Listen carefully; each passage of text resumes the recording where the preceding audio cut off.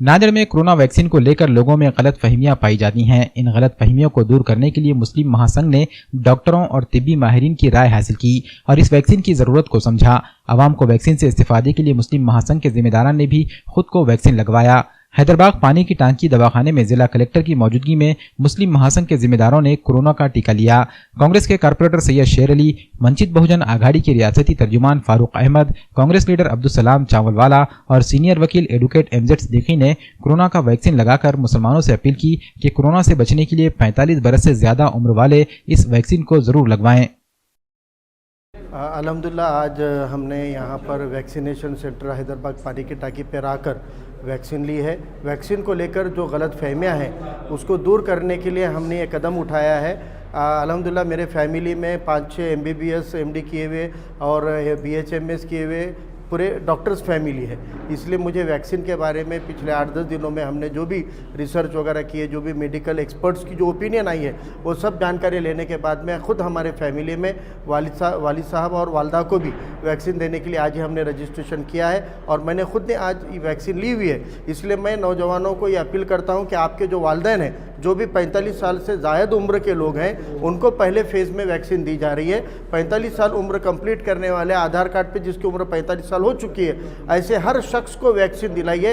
हैदराबाद पानी की टाँकी के अलावा शहर में 15 वैक्सीन सेंटर बने हुए हैं। एहतियात से आना है, अपनी वैक्सीन लेना है, सिर्फ आधा घंटा रेस्ट करना है और 1 दिन 2 दिन में आपको मामूली, जैसे बच्चों को हम BCG वगैरह दे के लाने के बाद एक आध दिन चिड़चिड़ करता बच्चा या बुखार आता, वैसे महज 1 या 2 दिन के लिए आपको बदन दर्द रहेगा या बुखार रहेगा, लेकिन 2 दिन के बाद में आप पूरी तरह से नॉर्मल ज़िंदगी गुजार सकते हैं। वैक्सीन को लेकर गलत फहमी की कोई ज़रूरत नहीं है। वैक्सीन से अब तक ये दिखाया गया है कि भाई इक्का दुक्का लोगों को कोरोना हुआ है, लेकिन मेजॉरिटी 90% से ज़्यादा लोगों को वैक्सीन लेने के बाद में कोरोना नहीं हुआ है। नांदेड़ में 1,15,000 लोगों ने वैक्सीन लिया है, लेकिन 1,15,000 में से एक भी केस ऐसा नहीं है जिसको कोरोना भी हुआ हो या किसी का कोई गलत हुआ हो। इसलिए ये 1,15,000 लोग जो मुझसे पहले वैक्सीन ले चुके हैं और 1 लाख वैक्सीन की आज प्रोविज़न नांदेड़ में की गई है, तो ये 2 लाख लोग सामने आए हैं। तो आपको कोई फिक्र करने की ज़रूरत नहीं है। अल्लाह पे भरोसा कीजिए और एहतियात के तौर पर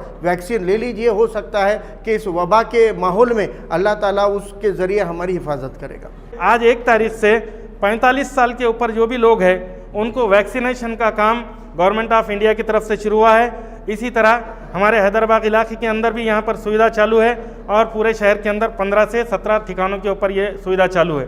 तो मैं आज आप लोगों से गुजारिश करता हूँ कि आज मैं उसमें सलाम भाई चावलवाला, फारूक भाई साहब हमारे वंचित आघाड़ी के अध्यक्ष और सबसे बड़े हमारे कायद यहाँ पे बुजुर्ग कायद एमजेड सिद्दीकी साहब, जुल्फ़िकार सिद्दीकी साहब के नाम से जो जाने जाते हैं, वकील साहब ने भी उनकी उम्र 82 साल होने के बाद भी उन्होंने बनस्ते नफीस यहाँ पर हाजिर होकर वैक्सीनेशन लिया। ये जाहिर करने के लिए कि वैक्सीन आम लोगों के लिए फ़ायदेमंद है। हमने लिया है, आप लोग भी लीजिए और अपनी सेहत और अपने घर वालों की सेहत को बचाने का काम कीजिए। आज हमने हैदराबाद हॉस्पिटल के अंदर वैक्सीन लिया है। मैं खुद भी वैक्सीन लिया हूँ। हमारे सीनियर कायद एमजेड सिद्दीकी साहब ने भी वैक्सीन लिया है, शेर अली साहब ने लिया है, फारूक अहमद जो तुम्हारे फारूक अहमद साहब ने भी आज जो तो वैक्सीन लिया है। इसका कोई साइड इफ़ेक्ट नहीं है।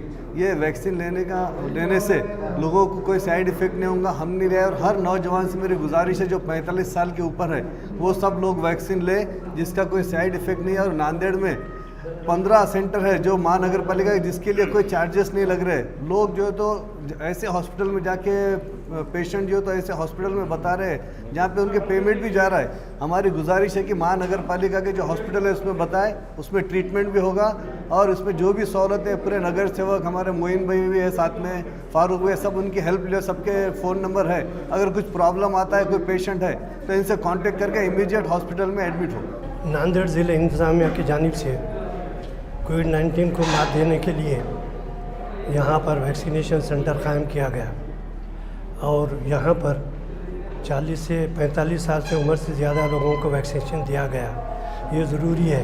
आज ये ज़रूरी हो गया है कि हर शख्स जो 45 साल की उम्र का से ज़्यादा हो बिला खौफ व खतर वैक्सीन ले और लोगों के अवाम के साथ दिमाग से ये निकाल लें कि कोविड के लिए फैलता जा रहा है और कोविड की जो है अगर हम इसके इम्तना न करेंगे तो और फैलने का अंदाज़ा है।